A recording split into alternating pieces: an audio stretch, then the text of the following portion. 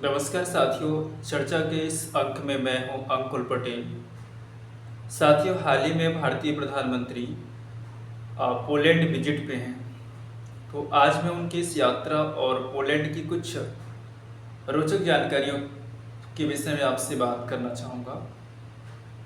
साथियों, पोलैंड जो है यूरोपीय कंट्री है और यूरोप में जो है वो सबसे बड़ी कंट्रियों में 9वां स्थान है उसका।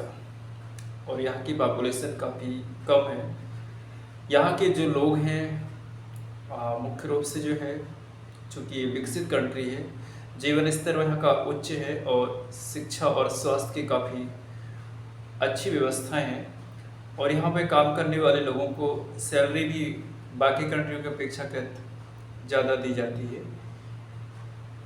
ये कंट्री का जो क्षेत्रफल है 3 मिलियन वर्ग किलोमीटर है। इसके साथ साथ 1918 से ये आज़ाद हुआ और आज़ाद होने के बाद जो है इसकी यात्रा, क्योंकि ये कंट्री अपने विरासत, अपने संस्कृति और अपने धरोहर को हमेशा उसकी सुरक्षा किया और विकास की यात्रा के साथ साथ इन सब को भी उसने अपनी संस्कृति का अभिन्न अंग माना। पोलैंड का भारत की आज़ादी के बाद से ही सामरिक, राजनीतिक और आर्थिक कई इन महत्वपूर्ण विषयों पे भारत के साथ बराबर का साझीकार रहा। 1957 में भारत ने अपना दूतावास भी पोलैंड में ओपन किया और पोलैंड के जो भाषा, वहाँ के जो लोग हैं विशेषकर पोलिश भाषा का उपयोग करते हैं। इसके साथ साथ जो पोलिश लोग हैं वो कैथोलिक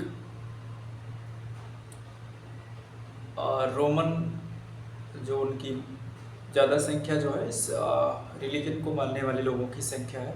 और पोलैंड पे जो रूल किया था वो रोम के ही अधीन जो डक थे, मेजोज उस टाइप के, उन लोगों ने रूल किया था।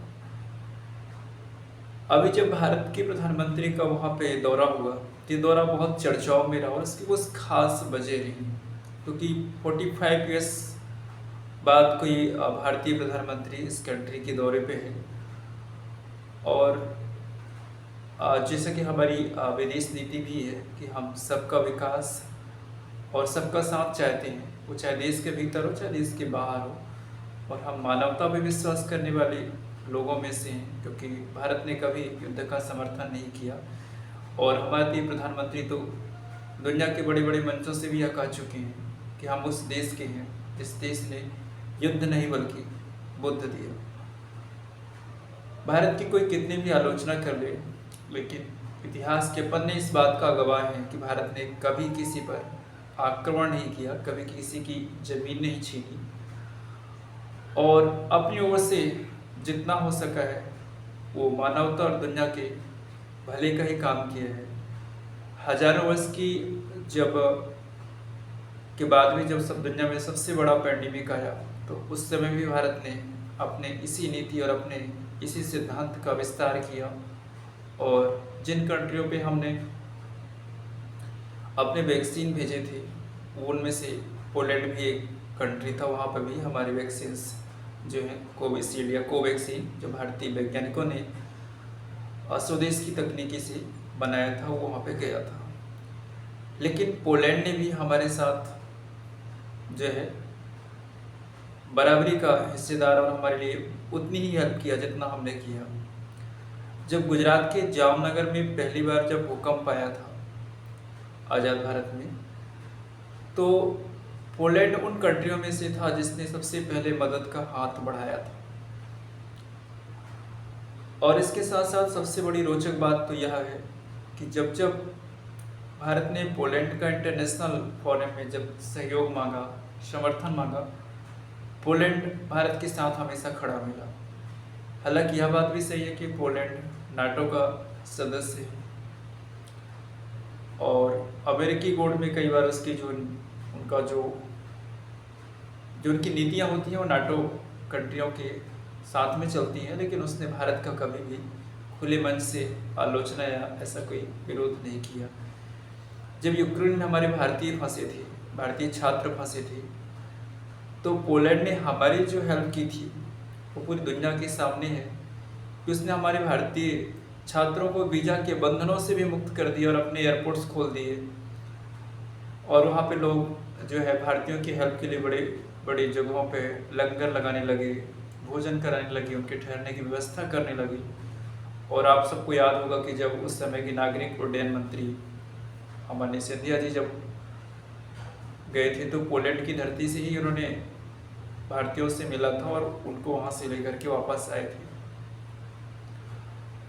तो जो मेरे इस चर्चा का मुख्य विषय है वो यह है कि जब हम दुनिया में हर कंट्री के साथ अपने तालमेल, अपने ताल्लुक अच्छे चाहते हैं तो हमारे देश के लीडर का कर्तव्य होता है कि उस कंट्री पे वो अपने दौरे कंटिन्यू करते रहें। उससे क्या होता है कि एक नयापन आता है, जो नीतियाँ, जो योजनाएं, जो हमारे समझौते होते हैं उनमें क्या होता है कि एक नयापन आ जाता है।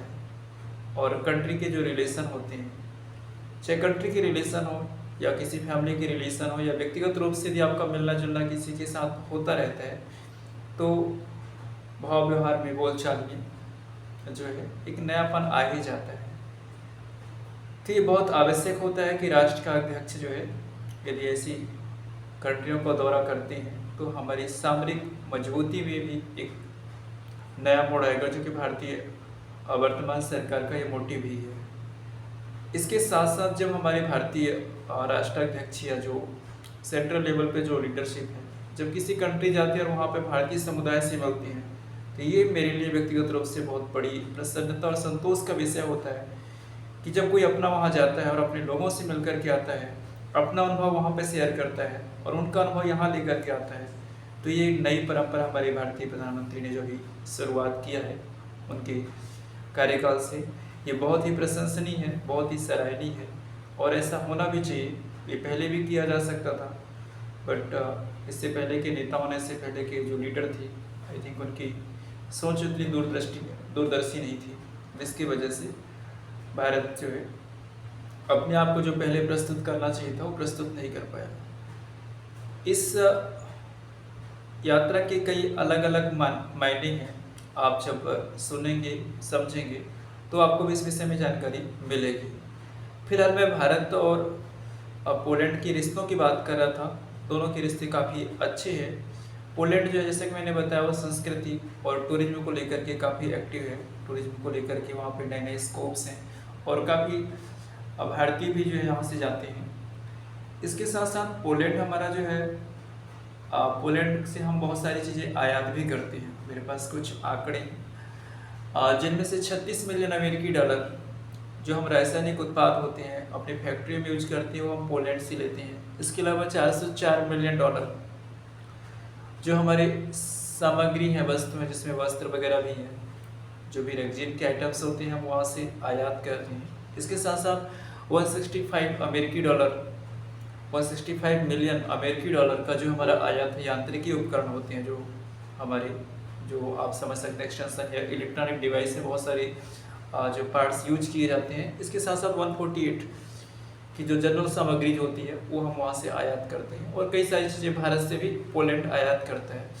तो आर्थिक स्तर पर भी काफ़ी मजबूती के साथ हमारे साथ पोलैंड खड़ा है। और ये भारत की जो भारतीय प्रधानमंत्री की यात्रा है ये बहुत ही दिलचस्प थी और इस यात्रा का जो है पूरा वृत्तांत यदि मैं चर्चा करूँ तो मुझे लग रहा है कि ज़्यादा समय लग जाएगा। सो इस अंक में बस इतना ही। वीडियोज अवेलेबल है यूट्यूब में, आप वहाँ पे देख सकते हैं। काफ़ी इंटरेस्टिंग है, चीज़ों को समझने और जानने का मौका मिलता है और मेरी कोशिश भी आपके साथ यही है कि मैं अपनी बात को आप तक रख सकूँ। कोई त्रुटियाँ होंगी तो आप मुझे बताएंगे ताकि वो मेरे लिए हेल्पफुल होगा। So I will improve it and thank you so much for watching me. Have a great day.